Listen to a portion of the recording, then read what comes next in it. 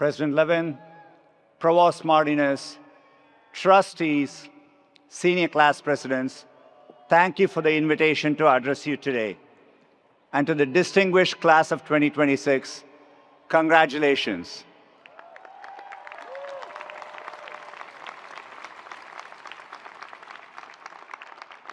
I must warn you all, this is only the second commencement speech I've ever given.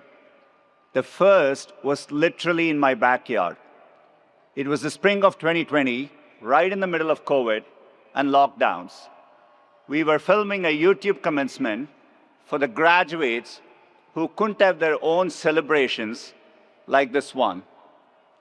When I look back on it, I see a time of great anxiety. I see the empty space where there should have been an audience. I see the haircut I gave myself right before filming. In fact, I really wish I could unsee it. Today, what I see in front of me is how graduation should be. Graduates celebrating together and with the people you love who have supported you on your journey. Your parents, relatives, friends, professors, and everyone who helped you reach this milestone. Let's give them another round of applause. They deserve it.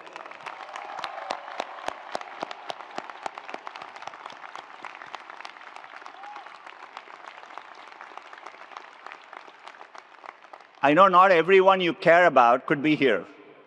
Many of you came from other parts of the country and the world, as I had. And it's not always possible for families to travel.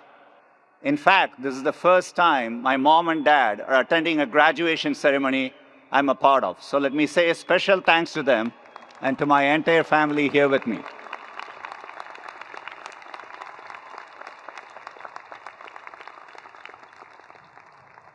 I know today is about giving you all advice, but people have also been giving me a lot of advice on what to say. Actually, it's been the same advice, and it's about what not to say. People thought it would be really difficult for me. It's the last two letters of my last name after all. In all honesty, the topic is truly immaterial to what I want to share with you. The most timeless advice I've learned is technology agnostic. It's about you, the life you want to build for yourself, and the choices that help you pursue that life. Some of you know what you're pursuing already. Congratulations. Enjoy closing down the Rose and Crown now. It gets tougher with a day job. Many of you may have absolutely no clue. That's okay too. I remember feeling uncertain on graduation day. The sense that life was a series of really big moments and the pressure I felt to get them all exactly right. This is especially true for a group of high achievers who have sweated every grade, every paper, every exam, who have focused on having the right mix of activities, athletics, internships, and now your first jobs. I'm going to let you in on a little secret. While these things matter in the moment, they are much less consequential than you might think. You could have failed that biology test, skipped a class, never learned to play the tuba, and you'd still probably be here today.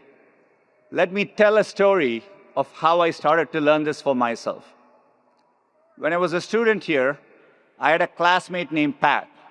He was from Long Beach, had an earring in one ear, which I thought was really edgy at the time, and a white two-door Honda Prelude convertible. One Wednesday morning in January, my first winter quarter, we were on our way to class. He was like, "Do you want to go to Vegas instead?" I had never skipped a class. I had never definitely taken a road trip before. In fact, this is the first time my parents are hearing of it. And yet I said, sure. So we went back to our dorm rooms, grabbed some things, and set off. You have to cut through the mountains to get there. As we drove through them, it started to snow. I'd never seen snow before. I stuck my hand out to grab it. I couldn't believe the softness of the flurries. Pat stopped the car so I could get out. It was really beautiful, a moment I'll never forget. 9 hours from when we set out, we arrived in Vegas with the night lights on the horizon. I didn't know what to think. Pat taught me how to play blackjack. I started with $5 and did manage to win about 15 more, and was like, I'm out. We didn't have enough money to stay long, so the next day we started the drive back.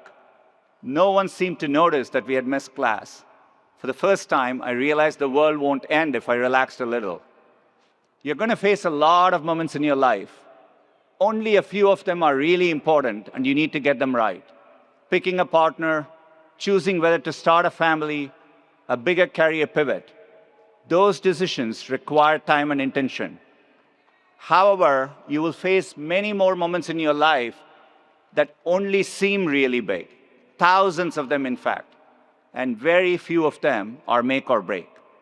Your first job out of college, the city you move to next, whether to take that road trip. While those moments add texture to your journey, they rarely determine the course of your life. But if you're able to filter the signal through the noise, you can nudge your life in these moments into having the impact you want. So today I want to share 3 simple filters I've applied to my own life. 3 filters that have helped me get more moments right than wrong and took some of the pressure off. First, choose optimism. This might not ring true to you at this moment. The world is going through a lot. Global conflicts, economic anxiety, a rewiring of technology, information overload, all at a fast pace. It's easy to look at the news of the day and think that we are living in uniquely challenging times. For me, it's helpful to remember that each generation has faced hardship in their own way. We don't get to choose the world we graduate into, but we do get to choose how we frame our circumstances. This was something my parents instilled in me at a young age. I grew up in the vibrant city of Chennai, India.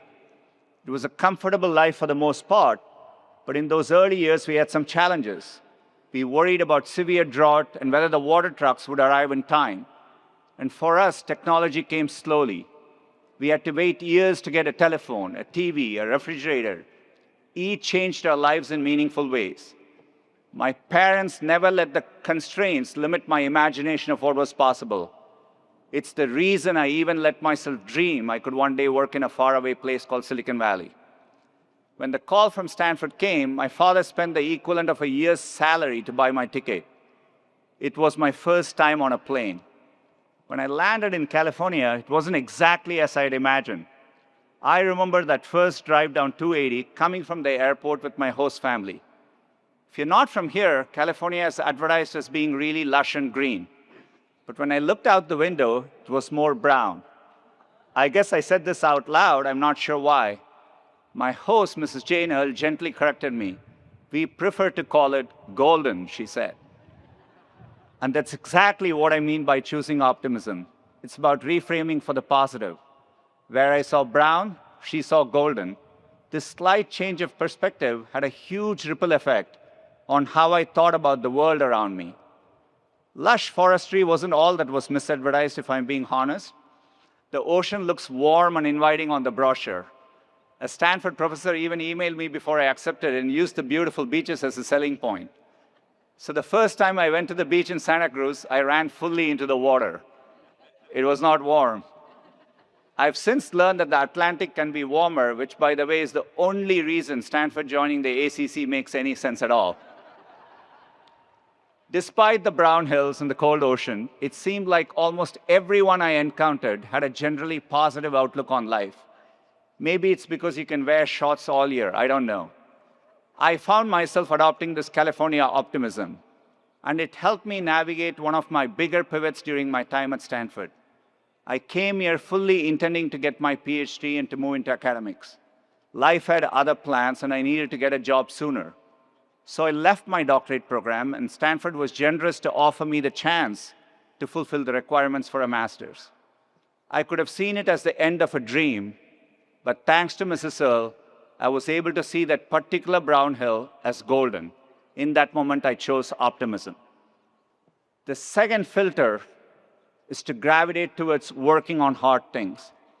I'd love to tell you I was an immediate success after leaving Stanford. I wasn't. Even a decade later, I felt like I wasn't on the right path and took me a while to find my footing.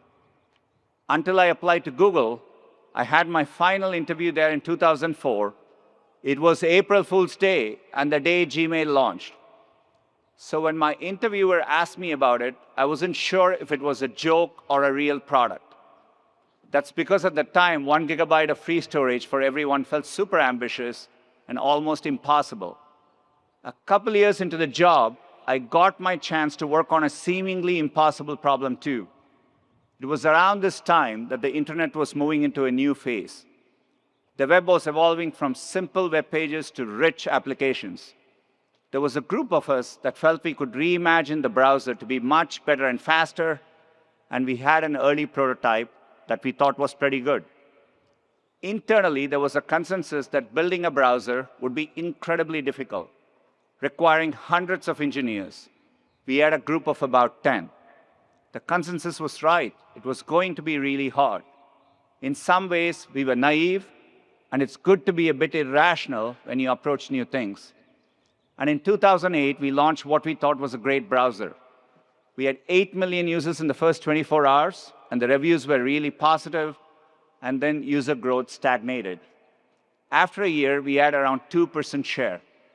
I remember Steve Ballmer, the CEO of Microsoft, made fun of Chrome in an interview and called it a rounding error. It could have been demoralizing, but with that California optimism, I told the team that the fact he went out of his way to dismiss us meant we were doing something right. We kept going, setting highly aggressive stretch goals to keep the team pushing. We rapidly iterated, shipping the browser every 6 weeks, while others shipped one maybe every 6 months to a year. Success began to follow. Working on hard things has taught me a lot. It typically attracts other great and optimistic people. And even if you miss meeting the high goals you set, you will still achieve something great. So when you have the choice to work on something hard, say yes. And the third filter I use, when all else is equal, do the thing that excites you. For me, there has always been access to technology. The more access my family had, the better our lives got. I didn't have much access to a computer until I came to Stanford. So you can imagine my surprise when I walked into Suite Hall and saw rows and rows of computers that I could use anytime I wanted. It was 1993, and the internet was being built literally all around me. I saw it as a fundamental enabler of human progress. The idea that I could be a part of bringing it to as many people as possible was exciting. It's why I took the offer at Google, why I jumped at the chance to work on projects like Chromebooks and Android later on. Several years ago, I remember meeting a group of women in rural India using Android smartphones for the first time to learn new trades, to speak with loved ones far away. And I remember visiting a classroom in Pittsburgh and seeing students from different backgrounds learning through the products I helped to build. Seeing computing change people's lives as it had changed mine was the most exciting thing in the world to me.